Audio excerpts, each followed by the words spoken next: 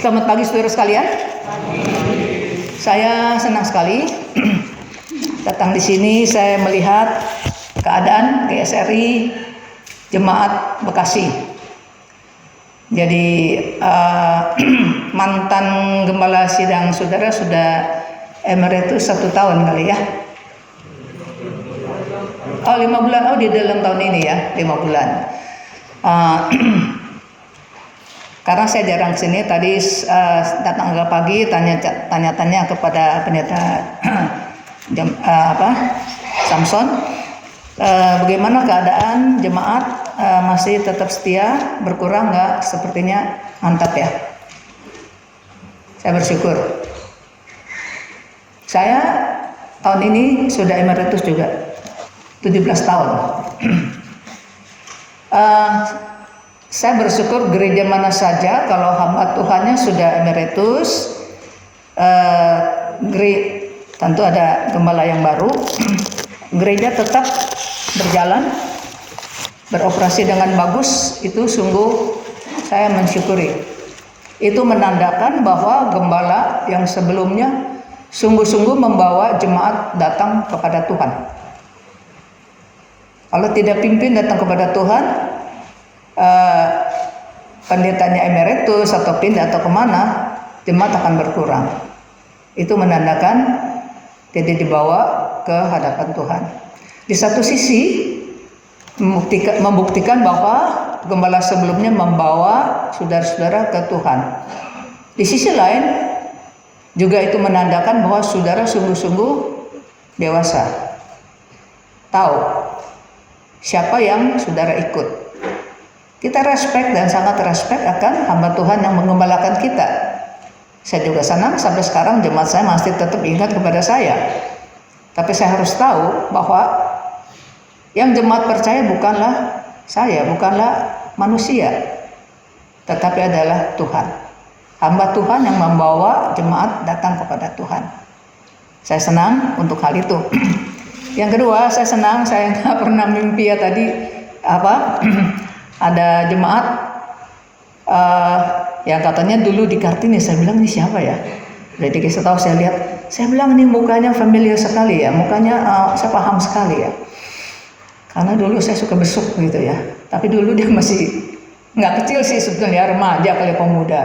Nah, sekarang udah jadi bapak-bapak. Ngomong-ngomong dia ngomong nama bapaknya nggak seperti yang saya pakai itu namanya itu ya. Apakah saya cek itu ya, benar. Ya, saya bersyukur. Kedua ya, suami istri bisa di sini karena saya kenal dan sangat-sangat kenal. Ya, dulu papa mereka tinggal di Kartini. Ya, teman-teman masih kecil gitu ya. Kartini terus belakang pindah di daerah sini. Saya bisa ketemu dan bersyukur juga adalah aktivis. Nanti mungkin saya akan kasih tahu salah satu family kamu ya, Yunita itu ya, Syuyun ya, Syuni. Saya akan kasih tahu. Ya, nah, itu. Hal yang senang yang begini bisa kasih tahu ya, yang yang bisa menyemangati, yang bisa menghibur, yang bisa menguatkan iman kita. Saya nggak pernah mimpi loh. Saya nggak pernah mimpi dia bisa jadi aktivis di sini ya. Makanya lihat anaknya kecil-kecil yang masih pentil-pentil ya, jangan anggap sepi saudara ya. Satu hari jadi majelis loh, kita nggak tahu, jadi penatua kali, jadi hamba Tuhan kita juga nggak tahu saudara ya. Itu saya senang sekali. Nah saudara, gereja menetapkan satu tema hari ini, yaitu kedewasaan yang berkembang, yaitu adalah yang membuat jemaat menjadi lebih mengenal Tuhan. Nas yang ditetapkan adalah Keluaran pasal 33 ayat 7 sampai 14. Tapi saya mau membacakan dari mungkin dari ayat yang pertama ya, supaya sedikit lebih ada konteksnya begitu ya. Saya bacakan. Keluaran pasal 33 ayat 1 sampai 14. Berfirmanlah Tuhan kepada Musa, pergilah berjalan dari sini engkau dan bangsa itu yang telah kau pimpin keluar dari tanah Mesir ke negeri yang telah kujanjikan dengan sumpah. Janji dengan sumpah, betapa serius ya. Allah janji dengan sumpah kepada Abraham, Ishak dan Yakub. Demikian, kepada keturunanmu akan kuberikan negeri ini. Aku akan mengutus seorang malaikat jalan di depanmu dan akan menghalau orang Kanaan, orang Amori, orang Het, orang Feris, dan orang Hewi, dan orang Yebus, yakni ke suatu negeri yang berlimpah-limpah susu dan air madu. Sebab aku tidak akan berjalan di tengah-tengahmu, karena engkau ini bangsa yang tegar tengkuk, supaya aku jangan membinasakan engkau di jalan. Ketika bangsa itu mendengar ancaman yang mengerikan ini, berkabunglah mereka, dan seorang pun tidak ada yang memakai perhiasan. Berfirmanlah Tuhan kepada Musa, katakanlah kepada orang Israel, kamu ini bangsa yang tegar tengkuk. Jika aku berjalan di tengah-tengahmu sesaat pun, tentulah aku akan membinasakan kamu. Oleh sebab itu, tanggalkanlah perhiasanmu, dan aku akan melihat apa yang akan kulakukan kepadamu. Demikianlah orang Israel tidak memakai perhiasan-perhiasan lagi sejak dari gunung Horeb. Sesudah itu Musa mengambil kemah dan membentangkannya di luar perkemahan, jauh dari perkemahan, dan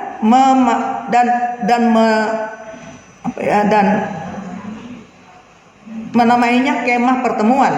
Setiap orang yang mencari Tuhan, keluarlah ia ke kemah pertemuan yang di luar perkemahan. Apabila Musa keluar pergi ke kemah itu, bangunlah seluruh jemaat, dan berdirilah mereka masing-masing di pintu kemahnya, dan mereka mengikuti Musa dengan matanya sampai ia masuk ke dalam kemah itu. Turunlah tiang awan dan berhenti di pintu kemah, dan berdirilah dan berbicara Tuhan kepada Musa di sana.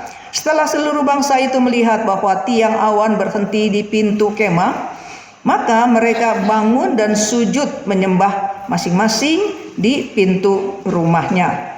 Dan Tuhan berbicara kepada Musa dengan berhadapan muka seperti seorang bicara kepada temannya. Kemudian kembalilah ia Musa ke perkemahan, tetapi abdinya Yosua bin Nun, seorang yang masih muda, tidaklah meninggalkan kemah itu. Lalu berkatalah Musa kepada Tuhan, emang engkau berfirman kepadaku, suruh bangsa ini berangkat, tetapi engkau tidak memberi tahu kepadaku siapa yang akan kau utus bersama-sama dengan aku. Namun demikian engkau berfirman, aku mengenal namamu, dan juga engkau mendapat kasih karunia di hadapanku. Maka sekarang jika aku kiranya mendapat kasih karunia di hadapanmu, beritahulah kiranya jalanmu kepadaku, sehingga aku mengenal engkau, supaya aku tetap mendapat kasih karunia di hadapanmu. Ingatlah bahwa bangsa ini umatmu. Lalu ia, yaitu Tuhan, berfirman, aku sendiri hendak membimbing engkau dan memberi ketentraman kepada kamu. Nah, saudara, pasal yang ke-33 ini bicara tentang Musa meminta penyertaan Tuhan di gurun. Karena Tuhan bilang Tuhan nggak akan beserta. Tuhan akan mengutus malaikat saja beserta dengan orang Israel untuk menuju ke tanah perjanjian, tanah Kanaan. Nah, saudara, kenapa Tuhan tidak mau menyertai umat Israel untuk menuju ke tanah Kanaan? Itu sangat-sangat berkaitan dengan satu pasal sebelumnya, ya, pasal 32. Jadi kalau kita tidak mengerti pasal 32, kita tidak tahu apa yang terjadi, saudara. Jadi saya sedikit bicarakan dulu ini konteksnya, ya, sedikit latar belakang. Sebetulnya itu waktu yang sangat dekat sekali, ya. Nah, saudara, apa yang dibicarakan di dalam pasal 32? Pasal 32 itu, saudara, bicara tentang Musa dipanggil oleh Tuhan ke Gunung Horeb untuk menerima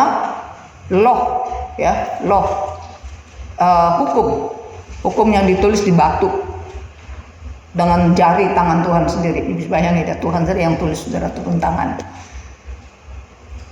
Betapa luar biasa unik, saudara. Lalu Musa di atas gunung itu lama 40 hari bersama-sama dengan Tuhan, menerima hukum itu, dan juga ada penjelasan-penjelasannya. Sehingga umat Israel kira-kira 2 jutaan yang di bawah gunung itu tunggu, mereka merasa ini apa, Alkitab berkata mengundur-undur turunnya dari gunung. Mereka nggak kesabaran. Jadi mereka ramai-ramai datang kepada kakaknya engkaunya si Musa dan berkata, itu Musa yang pimpin kita kok nggak turun-turun, kita nggak tahu gimana ya nasibnya di atas ya. Bagaimana itu? Ya, jadi mereka ramai-ramai datang kepada Harun dan minta supaya bikin Alkitab pakai kata itu, membuat Allah dengan A-nya huruf kecil, ya. Jadi mendesak Harun untuk bikin Tuhan, untuk bikin Allah, coba Allah dibikin, ya. Jadi apa? Itu untuk menggantikan Musa, karena mereka kepingin dia pemimpin yang bisa dilihat. Nah, karena Musa di atas, jadi nggak ada nih siapa yang memimpin kita nih, ya. Jadi mendesak Harun bikinlah, ya, buat Allah patung, ya, yang bisa memimpin kita di jalan ini, jalan ke depan. Ya, karena kita nggak tahu Musa ini mengalami hal apa. Nah, saudara, orang kalau didesak ya, saudara ya, bukan 1-2 orang, ramai-ramai mendesak. Ini bisa bayangin satu tekanan loh, saudara. Ya, satu tekanan. Hari ini banyak ya pemimpin-pemimpin, politikus-politikus, saudara, justru memakai apa ini namanya kejiwaan massa, ya, kejiwaan massa, ya, mob atau mass psychology. Saudara, itu pasti akan takut sendiri, ya. 1-2 orang mungkin enggak itu ya. Kalau ramai-ramai orang pada datang ke hadapan kamu, saudara, nggak bisa nggak dianggap angkat. Sekarang mbak demo-demo begitu, saudara ya. Saudara mau nggak mau harus keluar menghadapi itu. Jadi takut ini Harun. Jadi dia bilang, oke, kalau kita copotin semua anting-anting, ya, anting-anting kamu copotin, mas-mas itu, lalu ditempa, lalu dibikin bikin Allah. Manusia bikin Allah, itu bayangin. Ini bodoh ya, tapi ini fakta loh, saudara. Kok manusia bikin Allah? Dia yang bikin, nanti dia yang minta dengan apa, hasil tangan karya dia sendiri gitu. Minta diberkati, minta tolong gitu, minta bimbing begitu. Maka Paulus berkata ini ya, apa ini? Manusia itu matanya itu mata hati sudah dibutakan oleh ilah dunia ini. Saudara jangan pikir itu orang-orang yang nggak sekolah, orang-orang yang bodoh, saudara. Enggak loh, saudara. Saya pernah di Mississippi, waktu saya studi, saya besuk seorang dosen Chinese ya, wanita. Waktu itu dia kira-kira umurnya ada kali 50-60. Saya ke rumahnya, saudara, saya besuk, dia belum percaya Tuhan. Saya kaget juga di rumahnya itu, saudara. Dia kan dosen udah tenar, saudara. Nggak gampang ya, saudara ya. Di rumahnya itu ada meja altar, meja abu orang Chinese, sembahyang. Kaget saya. Ya, ini kalau sampai bisa dipakai di universitas untuk mengajar, itu dosen, bukan dosen ini ya, bukan dosen undangan, itu dosen tenar itu, saudara. Itu kan orang pinter, saudara, tapi masih sembahyang begituan, saudara. Itulah ya, pinter-pinter, mau bilang pinter ya pinter, mau bilang bodoh dengan manusia itu, saudara, seperti itu. Nah, jadi mereka bikin Allah. Allah yang bentuknya apa nih, saudara? Bentuknya lembu.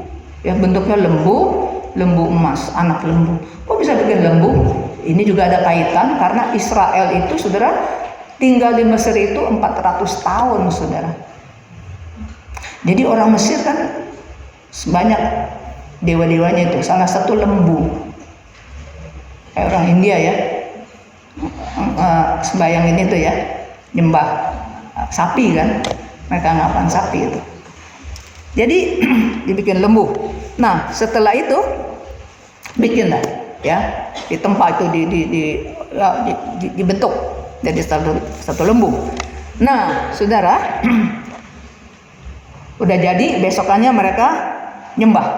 Katanya nyembah Allah Yahweh. Tapi Yahweh yang mulia, pencipta langit dan bumi, manusia juga diciptakan oleh Dia, diganti dengan bentuk lembu. Satu penghinaan kan, saudara. Insult itu satu penghinaan. Seperti itu saudara. Nah terus mereka udah nyembah, katanya nyembah Tuhan, memegang hari raya, mengadakan hari raya. Lalu mereka bilang, ya ini adalah apa ya, Tuhan ya, Allah yang memimpin kita keluar dari Mesir, ya, yang memimpin kita keluar dari Mesir. Nah setelah udah nyembah itu saudara, mereka duduk. Nah perhatikan katanya ya, duduk ya, mereka duduk, makan, minum ya, dan bangun dan bersukaria. Nah itu adalah salah satu cara melukiskan manusia di dalam dunia ini. Ya, kalau kita lihat orang-orang di zaman Nuh juga seperti itu. Ya, kenapa Tuhan mau membasmi dunia pada waktu itu? Karena pada waktu itu manusia sudah bejat dan sangat bejat. Dari pagi sampai malam pikirannya itu semua hal-hal yang dosa. Ya. Dan nanti juga demikian. Waktu Yesus datang nanti pada kali yang kedua, ya. Itu manusia seperti zaman Nabi Nuh. Makan, minum, pesta, ya, lalu bersenang-senang. Itu kata khusus itu untuk melukiskan dunia manusia di dalam dunia ini, saudara.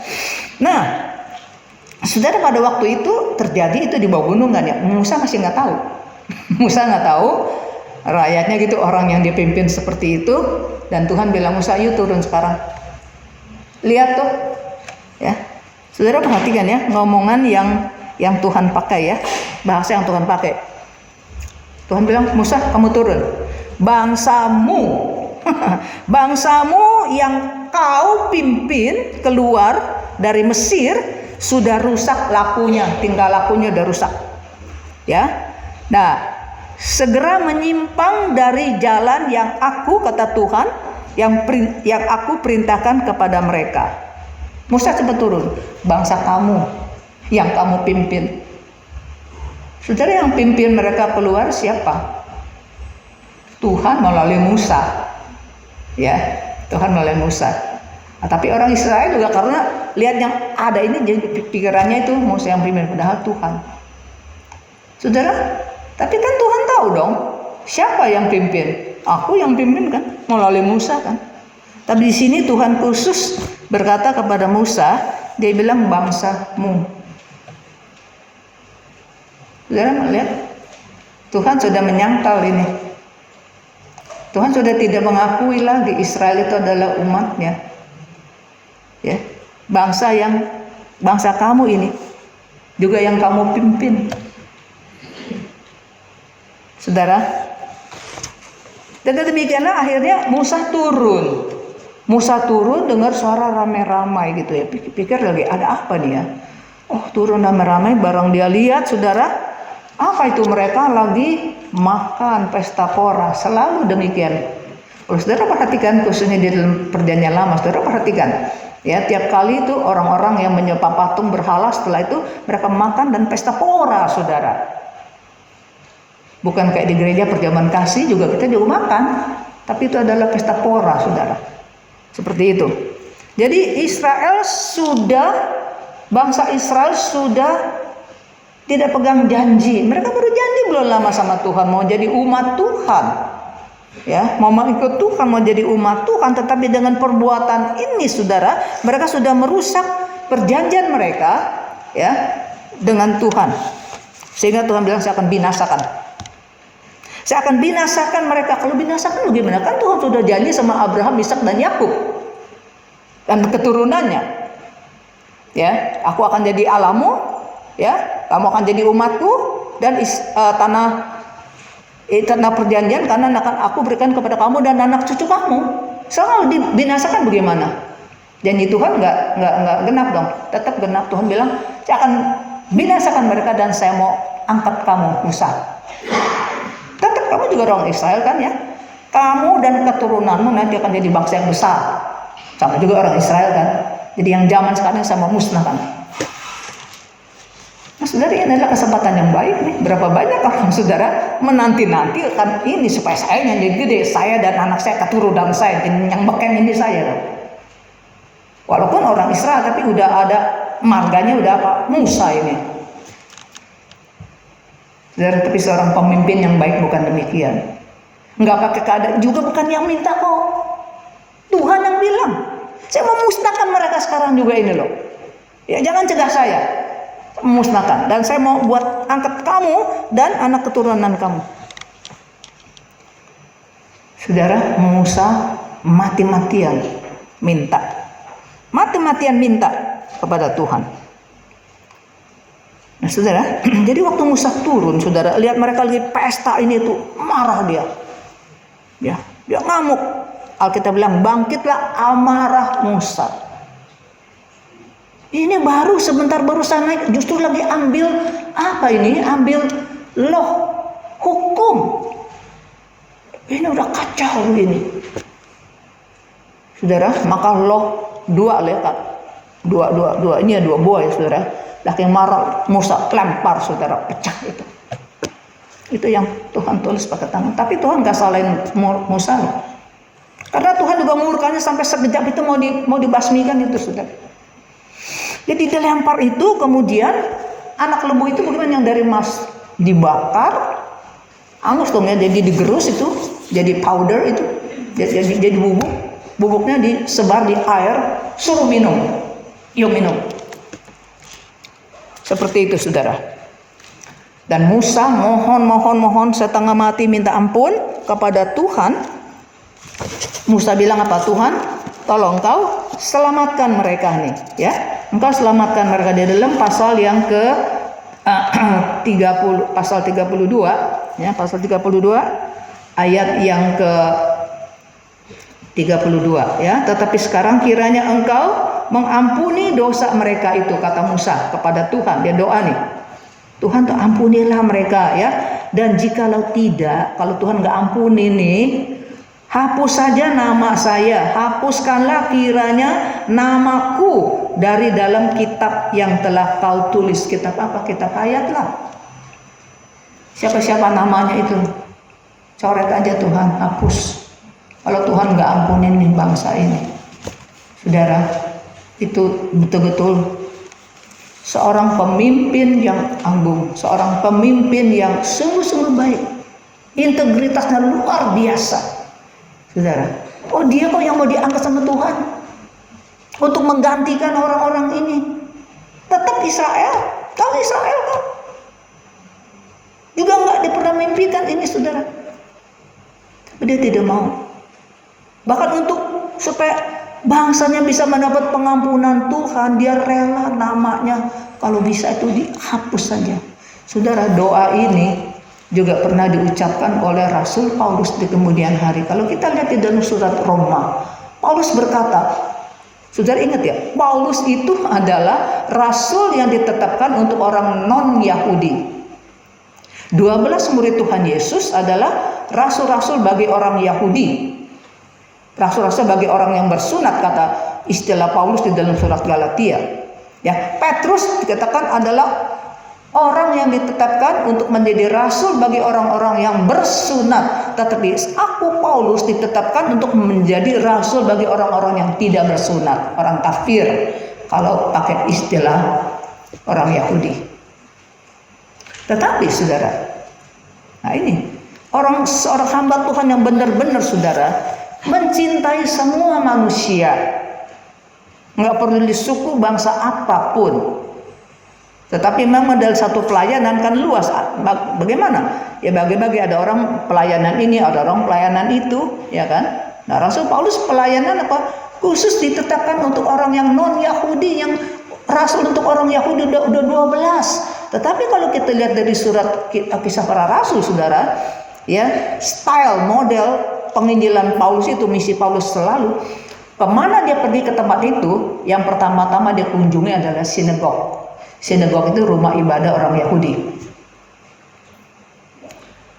Nah, saudara, sampai dia ditolak oleh orang-orang Yahudi di sinagog, baru dia mengalih kepada orang-orang non-Yahudi. Memang itu asalnya panggilan dia.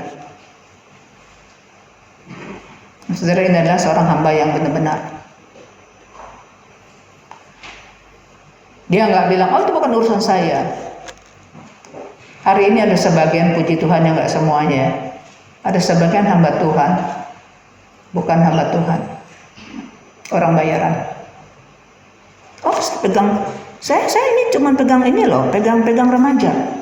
Saudara, semua pelayanan Tuhan kan berkaitan satu dengan yang lain, ya kan? Nah, jadi kadang-kadang mungkin lagi mau besuk apa ini itu yang untuk jemaat, ya kan? Mungkin hamba Tuhannya kurang, apa nggak ada, apa bagaimana, atau mungkin khotbah, ya, lagi yang lain nggak ada, cuman dia ada di sini, ya, dia minta menggantikan sementara untuk pimpin besuk kali, ya, untuk mengajar katekisasi mungkin, atau mungkin tiba-tiba pengkhotbahnya nggak ada, mungkin menggantikan. Dia bilang, enggak, saya tuh lihat tuh ada surat undangannya, kontraknya tuh. Saya kan cuma pegang remaja, itu bukan pegangan saya. Saudara, ada kebutuhan di depan mata, kok kamu bisa ngomong seperti itu? Tragedi, saudara. Tragedi. Saya sering mengingatkan mahasiswa, dengar usaha mereka ya, saya tidak tahu ya. Tapi saya kasih tahu, jangan punya mental orang bayaran. Memang hamba Tuhan melayani hamba Tuhan dikasih honor, karena kita hidup. Itu memang sistem yang Tuhan tentukan. Tapi mental bukan mental orang bayaran. Rasul Paulus, dia bilang, demi keselamatan bangsanya, orang Yahudi, dia bilang, kalau bangsanya bisa diselamatkan, saya ini Rasul Paulus, nama saya dicoret. Rasul Paulus paling mengerti doktrin kok. Selain Tuhan, siapa yang bisa menggantikan, ya, kita untuk lepas daripada hukuman? Siapa yang bisa menggantikan kita supaya kita nggak masuk ke neraka? Hanya Tuhan Yesus yang bisa menggantikan kita untuk tidak dihukum, untuk tidak masuk ke neraka. Dia yang menggantikan. Selain dia ada nggak ada, saudara. Itu banyak Rasul Paulus tulis dalam tulisan-tulisannya kepada gereja-gereja, saudara. Dia tahu. Tapi misalnya seandainya bisa, ini bukan ngomong basa-basi. Kalau boleh, kalau bisa, supaya bangsa saya diselamatkan, saya rela dipisahkan dari Kristus. Apa dipisahkan dari Kristus? Masuk neraka, saudara. Sedemikian, memang nggak bisa digantikan. Tapi dari situ kita bisa melihat hati Musa dan hati Rasul Paulus begitu mencintai jiwa manusia, begitu mencintai bangsanya. Sekali lagi, sekalipun dia adalah rasul bagi orang yang tidak bersunat, tapi dia mau rela mati, bahkan rela dipisahkan, ya, dengan Kristus demi orang-orang yang bersunat, yang belum diselamatkan. Saudara, itulah doa yang dipanjatkan oleh Musa. Nah, saudara, jadi di dalam ayat pasal 32 ayat 34 dikatakan, tetapi pergilah sekarang, tuntunlah bangsa itu. Ini kata Tuhan, ya. Pergilah sekarang dan tuntunlah bangsa itu ke tempat yang telah ku sebutkan kepada kamu, akan berjalan. Nah, akan berjalan malaikatku, kata Tuhan, di depan kamu. Tetapi pada hari pembalasanku, kata Tuhan, aku akan membalas. Ini belum beres loh ya urusan ini, ya. Sekarang kamu harus turun dulu. Karena kamu minta kan, ya. Bahkan kamu misalkan nama kamu dihapus saja begitu, ya. Sampai sedemikian Tuhan bilang, oke deh, kamu sekarang turun, ya. Kamu turun, ya. Nanti kamu teruskan perjalanan ke Kanaan, ya. Nanti saya akan utus malaikat saya, ya, di depan kamu, ya. Tapi nanti pada hari pembalasan kapan, Tuhan masih belum menetapkan. Aku akan membalas dosa mereka kepada mereka. Demikianlah Tuhan, ya, menulahi bangsa itu karena mereka telah menyuruh membuat anak lembu buatan Harun itu. Selesailah pasal 32. Masuk ke pasal 33 yang hari ini yang kita membahas, saudara sekalian. Ya, jadi kita lihat pasal 33. Tadi saya sudah bacakan ayat 1 sampai ayat 14. Nah, dari ayat 1 sampai ayat 11 kita melihat bahwa Allah Yahweh tidak sudi jalan bersama-sama dengan umat Israel. Tuhan bilang, bangsamu. Saudara, Tuhan udah tidak mengakui. Karena kamu Bangsa ini sudah menyangkal relasi mereka. Udah menyangkal Tuhan. Saudara, oke Tuhan, ya, itu lembu ya. Lembu Tuhan kamu ya. Saya bukan Tuhan kamu loh. Ya kamu pergi aja. Tuhan tapi tetap konsisten ya. Tuhan bilang, ya kamu Musa bawa aja itu umat itu. Tetap aja jalan. Tapi saya nggak ikut. Saya nggak ikut. Jadi bagaimana? Nanti saya utus malaikat lah. Malaikat tadi yang pergi sama kamu. Saudara, itu ayat 1 sampai ayat yang ke-11. Saudara, kenapa?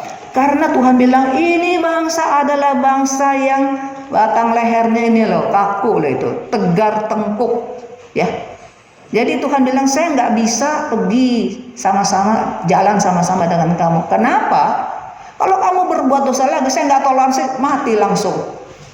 Jadi Tuhan tidak mau beserta, tidak mau pergi. Itu juga kebaikan Tuhan, saudara. Karena Allah yang kudus, yang mutlak, nggak bisa toleransi. Ini baru masih marah ini. Yang nanti kalau jalan sama-sama mereka bikin ulah lagi, tinggal lakunya mati, saudara udah. Jadi lebih baik nggak pergi. Itu luar biasa Tuhan loh, saudara. Dia masih pegang janjinya. Ya pergi aja, pergi. Nah, juga restu pergi. Ya oke. Ya memang ini susah jalanannya. Ya saya juga akan kirim malaikat saya, cuma bagi saya enggak deh kalau bagi saya. Saudara. Demikian ya. Supaya apa? Supaya saya nanti ya jangan sampai aku membinasakan mereka di jalanan itu loh. Fatal lah itu. Nah, saudara, karena Allah itu Allah yang kudus mutlak. Di dunia banyak orang kudus, di bangsa apa, di agama apa ada orang kudusnya. Apa kudus manusia dan kudus Tuhan bedanya? Yang paling dasar adalah kekudusan manusia itu relatif. Oh dia orang kudus ya, saint, santa itu ya. Si A dibandingkan si B, si A lebih baik, lebih suci lah. Tapi si A kalau dibandingkan dengan si C, saya kayaknya lebih baik juga loh. Jadi saudara, kebaikan kesucian manusia itu adalah relatif. Tapi kalau kebaikan kesucian Allah itu mutlak. Enggak ada sedikit cacat noda, tidak ada saudara. Kitab Ibrani berkata bahwa Allah kita itu adalah api. Allah kita itu adalah api. Ya. Saudara, jikalau manusia mendengarkan firman Tuhan, penyertaan Tuhan itu adalah satu hoki, berkat. Ya. Kita dengar ngomongan Tuhan, Tuhan beserta, Allah Immanuel. Ya.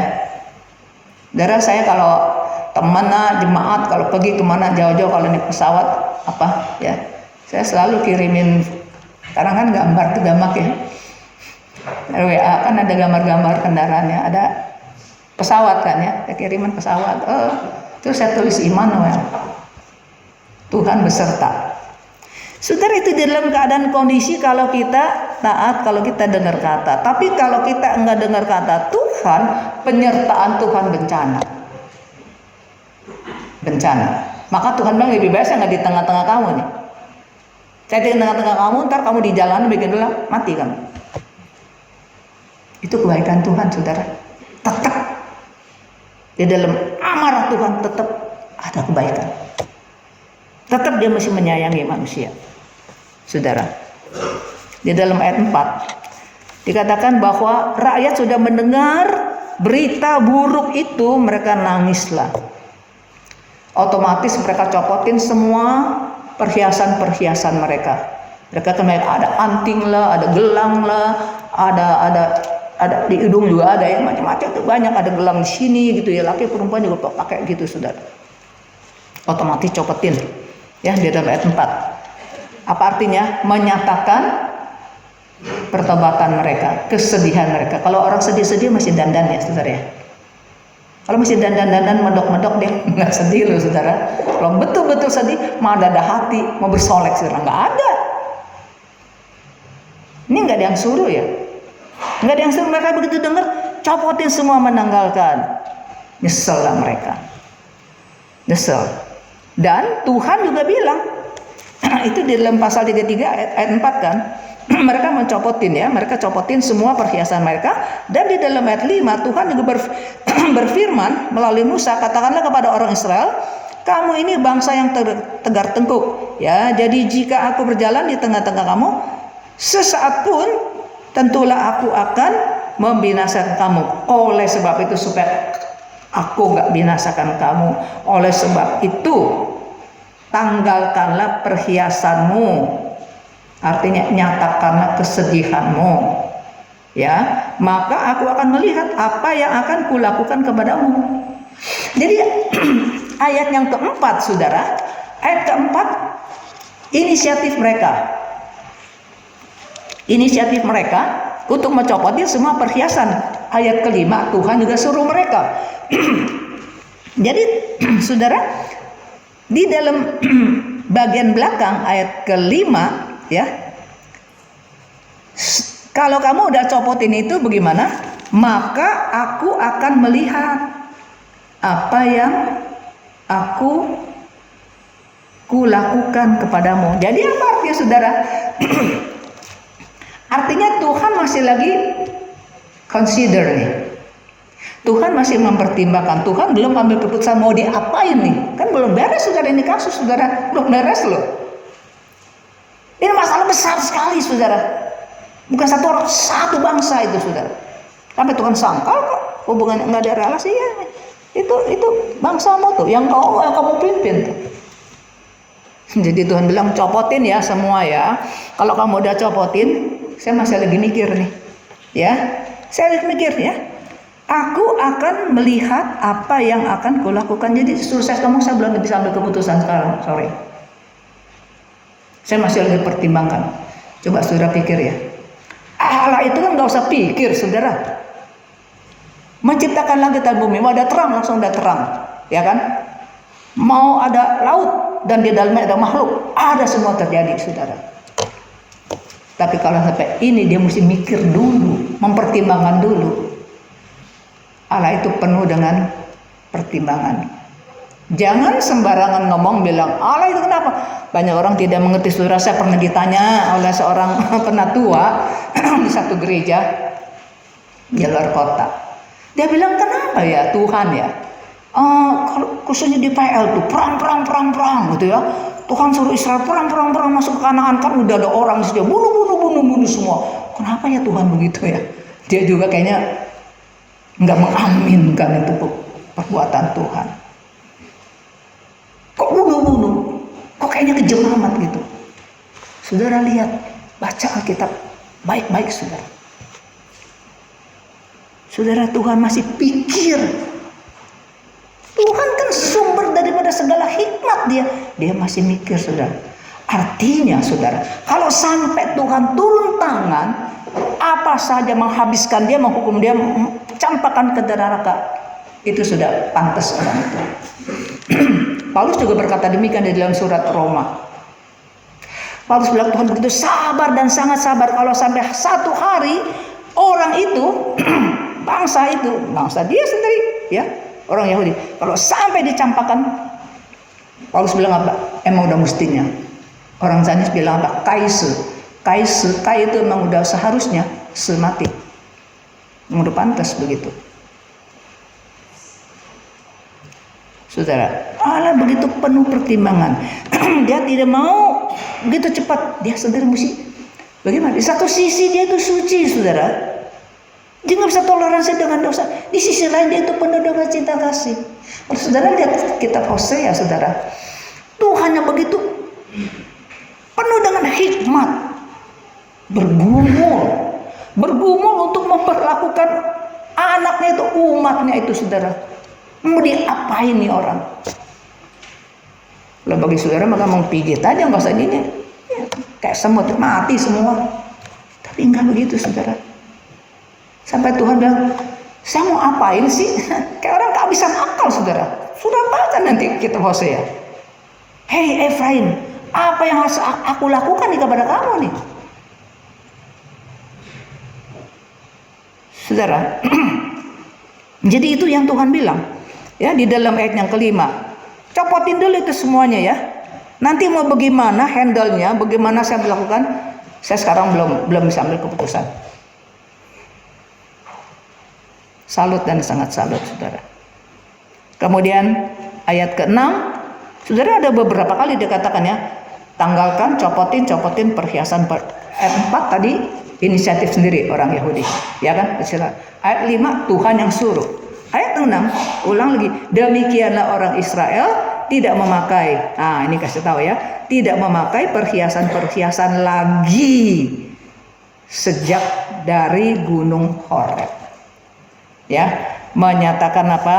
Penyesalan mereka. Kemudian kita lihat ayat 7 sampai 11, kita lihat Musa membangun satu kemah di luar perkemahan. Perkemahan banyak kemah, makanya orang-orang 2 jutaan itu ya di padang gurun ya, banyak kemah-kemah itu, daerah itu adalah perkemahan. Nah, di luar perkemahan itu agak jauh, tapi juga nggak jauh-jauh amat, cukup jauh. Musa bikin satu kemah, ya, bikin satu tenda. Musa menyebutnya itu adalah kemah pertemuan. Kemah pertemuan. Kemah pertemuan itu beda dengan kemah pertemuan yang Tuhan suruh orang Israel bikin, ya, di dalam kitab Keluaran itu dalam pasal 20-an sampai pasal 30-an itu mesti pakai pakai kayu apa, ya kan? Besarnya bagaimana model-modelnya. Bukan. Beda ya. Jadi kemah yang Musa bikin di luar perkemahan itu yang cukup jauh juga jaraknya, itu kemah pertemuan. Gunanya untuk apa? Tujuannya untuk Musa berkomunikasi dengan Tuhan. Kalau dia ada apa-apa mau tanya Tuhan, ya, atau Tuhan mau panggil dia, mau ngomong, mau apa, itu di kemah pertemuan itu, ya, disebut kemah pertemuan. Ini adalah sementara, ya, bongkar pasang kan mereka masih di padang gurun, ya. Kalau tiang api, tiang awan jalan, mereka harus cabut, ya, bongkar, cabut, ya, lepit-lepit, jalan. Kalau udah berhenti, entah tiang api atau tiang awan, kalau berhenti mereka stop, mereka buka tenda-tenda lagi seperti itu, saudara. Jadi ini kemah pertemuan untuk sementara, bukan untuk mempersembahkan korban. Dan di dalamnya juga tidak ada mezbah. Kalau yang di dalam yang Tuhan suruh bikin, saudara, di dalam pasal 25 sampai pasal 31, bikin pakai ini, bikin pakai itu, ya saudara ya, yang Tuhan suruh itu resmi, itu cikal bakal seperti bait suci yang di kemudian hari dibangun oleh Raja Salomo, ya. Itu ada pekarangan, itu di situ ada mezbah, karena apa? Nanti ada bakar korban persembahan di situ. Nah, tapi kemah yang Musa bikin di sini, saudara, di dalam bagian ini, itu yang sementara untuk berjumpa dengan Tuhan, ya, untuk bertemu dengan Tuhan. Jadi bukan saja untuk Musa berjumpa dengan Tuhan, tetapi dikatakan juga setiap orang, siapa saja yang ada kerinduan atau yang ada hal-hal yang dia mau tanyakan kepada Tuhan, ya, dia juga boleh ke situ. Ya, dia juga boleh ke situ. Itu di dalam ayat yang ke-7. Ya, namanya Musa bilang ini kemah pertemuan. Setiap orang yang mencari Tuhan. Jadi bukan Musa saja. Dibuka untuk umum juga oke. Setiap orang yang mencari Tuhan, ya. Nah, keluarlah ia pergi ke kemah pertemuan yang di luar perkemahan itu. Jadi orang-orang yang ada mau tanya kepada Musa juga temenin ke situ. Ya, nanti Musa tanya Tuhan. Jadi Tuhan kasih tahu Musa kasih tahu orang itu. Jadi dengan demikian Musa juga pada saat itu memainkan peran sebagai penengah, mediator, penengah antara Allah dan umatnya. Ada satu penengah. Seperti itu, saudara. Ya. Jadi kemah pertemuan ini, saudara, adalah tempat untuk belajar mendisiplinkan kehidupan rohani orang Israel, ya. Sekali lagi tidak ada mezbah di situ, tidak untuk memberikan bakar korban persembahan, semata-mata untuk Musa berkomunikasi dengan Tuhan supaya dia tahu bagaimana untuk memimpin ya umat ini, ya bagaimana rencana Tuhan pimpin jalan ke depan. Jadi saudara, kemah pertemuan ini baik buat Musa, perlu buat Musa, juga baik dan juga perlu untuk umat Israel, untuk kehidupan rohani mereka. Jadi setiap kali waktu Alkitab berkata setiap kali Musa pergi ke kemah pertemuan, jadi dia keluar dari, Musa juga tinggal di perkemahan itu kan. Jadi kalau Musa mau pergi, jadi dia harus keluar dari perkemahan itu ke kemah pertemuan, dan jemaat melihat saudara, mereka langsung bangun. Ya, mereka langsung bangun, masing-masing menghantar Musa dengan mata mereka, menghantar sampai ke situ. Ya. Nah, saudara, menghantar dengan pandangan mereka sampai mereka masuk. Lalu Tuhan bicara dengan Musa, tiang awan berhenti di depan pintu kemah pertemuan itu. Nah, waktu jemaat lihat, jemaat sujud menyembah. Ya. Di satu sisi mereka memperhatikan Musa, di sisi lain saudara, mereka juga apa? Mereka juga respect. Ya. Menyatakan bahwa umat Tuhan pada waktu itu timbullah hati, ya, hormat, respect kepada Tuhan. Mereka juga petik pelajaran dari situ. Ya, mereka bangun dan sujud menyembah, masing-masing di pintu kemah, masing-masing di rumah. Rumahnya kan pakai kemah. Saudara, lalu Alkitab memberikan penjelasan komentar ya, ayat 11, bagaimana Musa berkomunikasi dengan Tuhan di dalam ayat yang ke-11. Dan Tuhan berbicara kepada Musa dengan berhadapan muka dengan muka, seperti seorang berbicara kepada temannya. Kemudian kembalilah Musa ke perkemahan. Kalau sudah selesai, mereka pulang ya, kembali ke tempat mereka masing-masing. Nah, saudara, apa artinya Tuhan bicara dengan Musa muka dengan muka?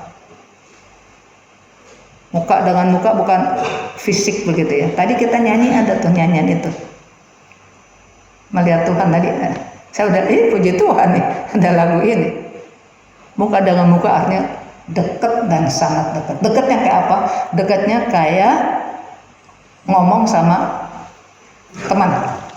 Kita kalau ngomong sama teman gimana? Bebas nggak? Bebas ya. Kalau ngomong sama Pak Presiden, udah sembarangan. Ya kan, di kaki juga nggak boleh begini, ya kan. Tapi kalau mau temennya, gimana lo? Tadi kan disuruh itu ditulis, gimana selama ini sehat nggak apa? Kalau teman nggak ada tekanan, saudara. Feel free, ya kita bicara ngomong seperti itu, saudara. Bebas dan sangat bebas sekali, tidak ada ketakutan. Dan itu adalah dua. Tadi kita nyanyi. Apa saudara? Bersyukur Tuhan paling kenal kita. Yes, Tuhan kenal kita. Tapi kita nggak pernah pikir ya Tuhan juga mau kita kenal dia loh. Saudara, nggak mungkin manusia bisa kenal Tuhan, saudara. Nanti di selanjutnya ya kita baru bicarakan hal ini lagi. Nah, saudara, jadi di sini kita melihat bahwa itulah hubungan intim. Nggak ada orang seperti Musa seperti itu. Begitu dekat. Ya, kayak ngomong sama teman. Tuhan juga anggap dia. Tuhan juga apa? Tuhan juga merendahkan diri ya, mengecilkan dirinya, supaya Musa juga nggak takut. Kalau terlalu itu takut, saudara. Ya, takut, saudara. Belum ngomong dia, itu semua juga udah ngeri. Kayak teman. Itulah Tuhan. Maka pemazmur bilang, mana ada ilah seperti Tuhan kita, walaupun dia tinggi, tapi dia masih memperhatikan care and concern anak manusia yang di dunia itu, saudara. Itulah Tuhan kita, begitu rendah hati. Saya sering juga mengingatkan, kalau Tuhan saja gitu rendah hati, saya siapa? Nggak boleh sombong-sombong ya. Tuhan aja begitu rendah hati. Itulah Tuhan kita, saudara. Jadi ayat 11 bagian B dikatakan setelah Musa keluar udah beres ya, mau ngomong, mau doa, mau apa gitu ya, atau Tuhan panggil dia ini itu, waktu dia keluar ada satu orang nggak keluar, abdinya itu hambanya Yosua. Yosua dia tetap, firman Tuhan berkata ya seorang yang masih muda. Tapi pakar Alkitab dia hitung-hitung muda-muda kira-kira umur berapa sih, gocap saudara. Kira-kira umur 50. Ya, dibandingkan dengan Musa tua kan ya saudara ya. Orang muda masih tetap di situ ya, dia tinggal di situ, dia tidak meninggalkan kemah pertemuan itu. Kok Yosua? Nanti belakangan yang jadi imam besar kan siapa saudara? Harun. Itu imam besar yang pertama. Apa Yosua? Anak muda.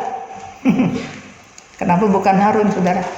Jangan lupa pasal 32 yang jadi salah satu, bukan biang keladi sih saudara, yang biang keladi kan umat itu ya.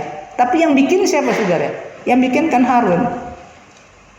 Karena itu masih dekat sekali ya. Jadi saya kira mungkin karena itu jadi bukan Harun yang diminta, tapi adalah Yosua. Jadi mulai dari situ Yosua udah mulai saudara training. Jadi ini bukan karena nanti bakal jadi calon ini ya, calon-calon. Jangan suka calon-calonin. Lihat dari biasa-biasa. Saudara, dia begitu setia di situ ya, orang semua pada pergi di ramai-ramai perkemahan, dia sendiri. Itu cara Tuhan, juga cara Musa untuk melatih. Siapa yang bisa betul-betul diangkat? Yang setia, yang diam-diam ya melayani di kemah pertemuan. Ayat 12 sampai 14. Nah, saudara, ini Musa minta ngotot nih. Ngotot. Kan ngalah loh. Saudara. Ayat 12 sampai ayat 14 nih. Ini ngomongan kayaknya bikin Tuhan gak bisa napas, saudara. Bikin Tuhan gak bisa mengelak. Kan Tuhan bilang tadinya, Musa, bangsa yang kamu pimpin, Musa balikin, umatmu Tuhan. Umatmu bukan saya punya. Musa pernah sekali bukan dalam peristiwa ini ya, Musa mau mati loh saudara, mau mati. Orang Israel kalau ada dikit nggak senang, nggak ada minum, nggak ada apa, mau ambil batu, mau timpuk. Sampai Musa bilang, Tuhan saya udah nggak nyanggup nih. Ini kan bukan anak saya, anakmu loh Tuhan. Bukan umat saya, umat Tuhan. Nah ini sudah dilihat ayat 12. Lalu berkatalah Musa kepada Tuhan, memang Engkau berfirman kepadaku, emang Tuhan, dia ngaku, Tuhan, kan kamu bilang sama saya ini ya, suruhlah bangsa ini berangkat, ya, tetapi engkau tidak memberitahu kepadaku siapa yang akan kau utus. Ya saya tahu engkau akan mengutus seorang nih, malaikat itu bisa manusia, malaikat itu bisa malaikat begitu saudara ya. Emang engkau bilang itu malaikat, tapi enggak kasih tahu saya siapa. Sebetulnya dia lagi mendesak Tuhan, saya maunya si engkau Tuhan, ya, enggak kasih tahu saya namanya siapa, ya. Terus dikatakan dan juga engkau mendapat kasih karunia di hadapanku. Tuhan kan bilang, saya ini dapat kasih karunia loh di hadapan Tuhan. Ya kalau saya dapat kasih karunia, gimana dong?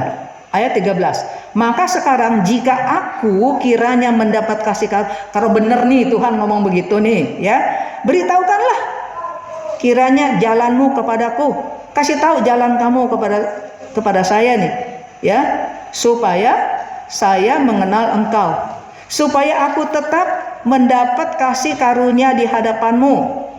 Ingatlah nih, dia ingetin Tuhan loh saudara. Dia ingetin Tuhan bahwa bangsa ini umatmu.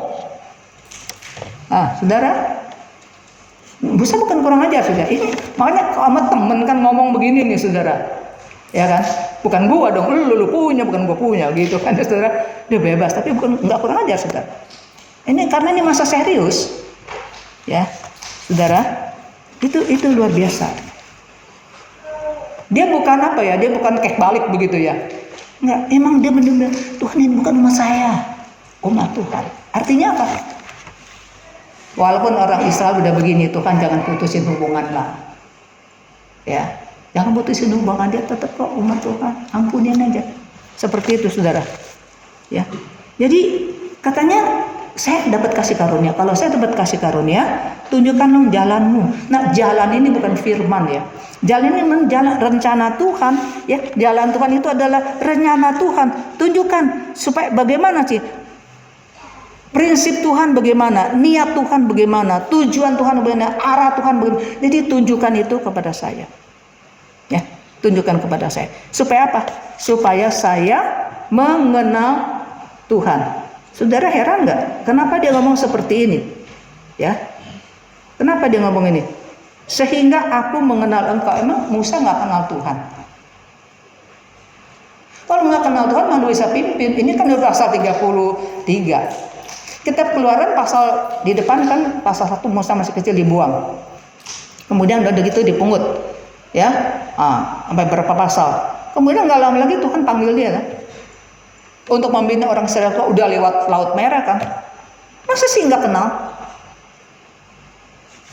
Tapi kenapa dia bilang Tuhan tunjukkanlah jalanmu, rencanamu, prinsipmu supaya saya kenal Tuhan. Kenal ini lebih mengenal, saudara. Kalau nggak kenal nggak mungkin dia udah jadi pemimpin di sini udah terima itu loh hukum di hadapan Tuhan. Bagaimana nggak kenal? Saudara, oleh sebab itu kita harus tahu, saudara. Jangan pikir saya udah kenal Tuhan.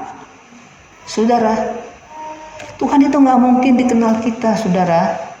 Dia sang pencipta, dia luas sekali, kita ini adalah lebih enteng dari debu katanya. Mana mungkin bisa kenal Tuhan, saudara. Kalau Tuhan nggak buka diri. Dan ternyata Tuhan membuka dirinya. Jadi saudara, kita bukan saja bilang, oh puji Tuhan, ya Tuhan paling mengerti kita. Seberapa banyak kita mengerti Tuhan? Seberapa banyak kita mengerti Tuhan? Orang Kristen yang dewasa adalah orang yang bukan saja mau dirinya dimengerti oleh Tuhan, dan dia juga mau mengenal Tuhan lebih banyak, lebih dalam. Saudara, kalau hari ini presiden membuka diri, mau kita mengenal dia, aduh kita bisa berbunga-bunga kemana-mana, dulu kita cerita, aduh gue diajak ngopi lo, ya dia curhat sama saya gini. Saudara, ini Tuhan buka diri, tapi seringkali kita manusia, kita nggak tahu diri, kita nggak rindu mengenal dia. Saudara, pernah ada satu orang Kristen, saudara, di gerejanya lagi menggerakkan baca Alkitab. ada small group gitu ya, grup-grup kecil, saudara. Jadi di dalam grup itu suruh baca firman gitu. Dia nggak baca, dia terang-terangan bilang sama teman-teman, dia nggak berani ngomong sama pendeta ya, sama teman-teman dia. Gue udah pernah baca, udah baca sekali. Makanya nggak heran orang ini, saudara. Teman-temannya semua udah tahu. Tiap kali ketemu, kalau ketemu pendetanya, dia bisa bilang, doain dong, minta berkat. Terlalu minta berkat. Tapi untuk baca firman, udah baca.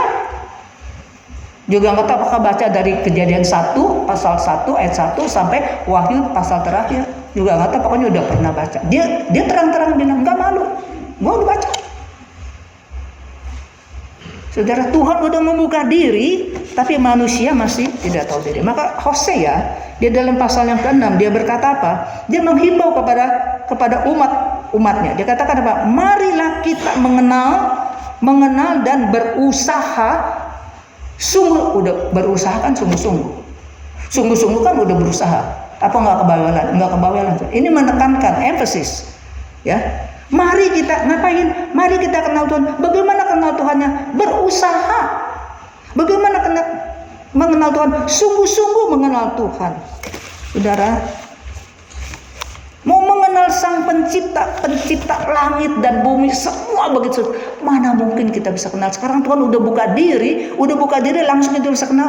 Berapa banyak yang kita harus gumuli? Ya, banyak Alkitab yang tidak ada gumuli. Seperti penatua yang menanyakan saya, kenapa kok pernah? Jangan berhenti di situ saja. Jangan tanya kenapa kok Tuhan kejam.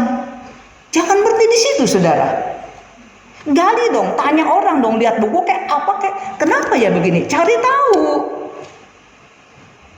Kita nggak mau cari tahu. Banyak ilmu-ilmu, saudara. Orang yang sukses, kenapa bisa sukses? Dia cari tahu. Ya. Sekarang nggak susah, saudara, zaman sekarang Google kita tek gampang itu, saudara. Cari tahu. Kalau kita ada pertanyaan kepada Tuhan, meragukan Tuhan, ya, saudara, jangan berhenti di situ. Kalau berhenti di situ, makanya iman kita goncang, saudara, satu hari. Masa iya sih Tuhan kita? Jadi perisa posisi kita harus, Tuhan itu baik, Tuhan itu nggak bersalah. Tapi kenapa ya? Kayaknya nggak bertentangan ini 2 ayat ya. Saudara, cari tahu. Tanya orang, tanya pendeta, tanya majelis kayak, cari buku. Jangan berhenti sampai pertanyaan gitu. Itu selalu di sini. Maka selalu banyak anak-anak Tuhan ada aja nggak kepuasan dengan Tuhan, saudara. Sudah, jangan pikir kita udah percaya kepada Tuhan gitu lama, masa nggak kenal Tuhan sih? Iya. Bukan berarti kita udah ikut Tuhan 40-50 tahun ini masa nggak kenal Tuhan, bisa nggak kenal Tuhan, saudara. Saya belum lama khotbah di satu gereja. Setelah selesai, jadi ada jemaat mau ngomong sama saya, mau tanya saya, ya kita duduk. Ini orang pintar, saudara. Orang pintar, jago dagang, ya orang perempuan. Dia bilang dua hal ya. Dia bilang ini dunia udah susah loh gini ya. Itu iblis kan jahat. Kenapa Tuhan nggak matiin aja udah bisa beres kan gitu. Jadi saya udah kasih tahu ya. Ini kan panjang, sekolah teologi lah panjang, saudara. Tapi saya ambil singkatnya aja. Saya bilang ada waktunya, ada timingnya gitu ya. Terus satu lagi, orang mati, bangkit. Mana bisa bangkit ya? Udah busuk itu semua tuh, udah busuk. Iya, saya bilang, kenapa kamu bilang? Dia bilang nggak logis ini, nggak logis. Kenapa nggak logis? Kan nggak mungkin ya bagi manusia. Iya, kamu kan nggak bisa ya. Saya bilang nggak bisa. Jadi kita nggak bisa, Tuhan juga nggak bisa. Kan ini nggak logis. Saya bilang logika kamu dari mana? Otak kamu bisa berpikir, bisa berlogika. Logika itu dari mana? Kan dari Dia. Allah menciptakan manusia yang bisa berpikir, yang bisa berlogika. Sekarang kamu bilang pekerjaan Tuhan itu karya Tuhan nggak masuk logika. Kamunya nggak logika. Saya bilang kamu nggak percaya Tuhan kali. Saya udah jelasin. Dia masih tetap kekeh loh, saudara. Dia belum percaya Tuhan, saudara. Saya kasih tahu hamba Tuhannya. Karena hamba Tuhan dia bilang ini orang mau ngomong. Saya bilang dia nggak percaya Tuhan. Dia bilang dia udah dibaptis. Saya bilang saya nggak mau tahu. Dia nggak percaya Tuhan. Dia nggak percaya kebangkitan, saudara. Mana boleh dibaptis? Udah busuk dia bilang. Saya bilang dari nggak ada aja bisa bikin ada. Ya kan? Mau ada lagi, mau ada apa sih yang nggak masuk kan? Saya bilang jangan pakai ini, otak kita kayak segede batok kelapa ini, saudara. Mau mikir itu, saudara. Saya bilang enggak. Mujizat itu enggak ada logikanya. Bisa nerangin mujizat. 5 roti 2 ikan kasih 5.000 orang. Coba dia ngomong deh. Pakai ilmu teknologi rumus apa? Enggak ada, saudara. Jadi saya bilang iman percaya. Jadi cuma percaya, iya saya bilang. Tapi percaya ini bukan percaya yang tahyul gitu dia. Saya bilang lain loh. Percaya ini yaitu kita takluk bahwa ya Tuhan saya nggak ngerti. Saya nggak ngerti, saya nggak tahu. Tapi engkau ngerti, engkau tahu. Kalau engkau kasih tahu saya juga nggak ngerti. Itulah Tuhan. Kalau kamu bisa, dia juga bisa. Kamu Tuhan. Kalau kamu nggak bisa, dia juga nggak bisa. Dia juga bukan Tuhan. Ngapain kita percaya dia? Saudara, jangan pikir saya udah percaya 20-30 tahun masih nggak kenal Tuhan. Nggak kenal. Kenal itu kan macam-macam, saudara. Saudara kenal satu orang ini 1 tahun. Ya, terus udah gitu 5 tahun, terus 10 tahun. Makin lama makin kenal orang ini kan. Bisakah kita mengerti semuanya gitu? Nggak ngerti. Orang Chinese ada satu kata. Huahu, huapinan, fahu. Ada yang bisa kau ingat? Siren, simian, putusing. Melukis huahu, hu itu lauhu, macan, hua, lukis. Melukis macan, ya, huahu, huapi, melukis juga kulitnya loreng-loreng gitu ya. Gampang ngelukis. Nan, huaku, nan susah. Hua gambar ku tulang. Kita bisa gambar luarnya ya kan. Wah, lurik-luriknya kalau macam tutul gitu ya. Lurik kan itu ya, kompleks sekali ya, itu indah gitu ya. Bisa gambar tulangnya? Nggak bisa.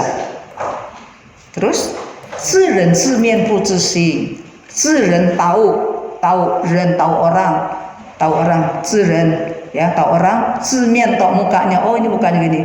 不知心 tidak tahu hati. Ya. Tahu orang, tahu mukanya, enggak tahu hatinya. Orang aja susah dimengerti, saudara. apalagi Tuhan.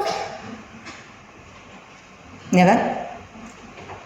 Jadi saudara, singkat kata, orang yang dewasa rohaninya bukan berarti dia semua tahu, tapi dia mau takluk, dia mau tunduk kepada Tuhan. Dia mengakui ketidaktahuan dia, dan dia mengakui Tuhan tahu segala-galanya dan saya tidak tahu. Di dalam batas-batas yang saya bisa pelajari, yang saya bisa research, kayak apa, kayak penelitian, kayak banyak berapa banyak orang meneliti firman Tuhan, nggak ada apa gunanya, ya kan? Kalau saya meneliti ini, meneliti itu, oh nama saya beken, masuk di artikel apa, oh saya beken namanya. Kalau meneliti firman Tuhan, kayaknya nggak ada nilai kan, karena kita nggak kenal Tuhan, saudara. Kita ngelihat hal rohanian itu penting, saudara. Oleh sebab itu, saudara, untuk mengakhiri firman Tuhan ini, saya juga mau menghimbau seperti apa yang dihimbau oleh Nabi Hosea. Mari berusaha sungguh-sungguh. Kenapa berusaha? Karena tidak kesulitan kan? Kalau nggak ada sulit, mana berusaha? Nggak perlu berusaha. Minum berusaha nggak? Oh berusaha minum, nggak usah berusaha, ya kan? Tapi sesuatu yang sulit, kenapa ini ya? Kenapa begitu ya? Oh kenapa perang-perang ya? Itu sulit ya. Cari buku dong, tanya, ngomong kayak pakai ngobrol. Tadi udah dibilangin tuh jangan TikTok melulu ya. TikTok itu. Saudara, kita mau meneliti, kita mau cari tahu, kadang-kala kita juga kepo, bukan urusan kita pengen tahu aja. Urusan tetangga apa itu, pengen tahu, kepo kan itu. Tapi berapa banyak kita pakai waktu untuk meneliti. Saudara, jangan lupa gereja kita namanya apa? Santapan Rohani. Seberapa banyak kita kenal firman Tuhan, seberapa banyak kita kenal Tuhan. Kita mau Tuhan kenal kita, dia paling tahu kita. Apakah kita kenal dia? Kita memahami dia. Tuhan rindu loh saudara, Tuhan rindu kita kenal dia. Mari kita berdoa.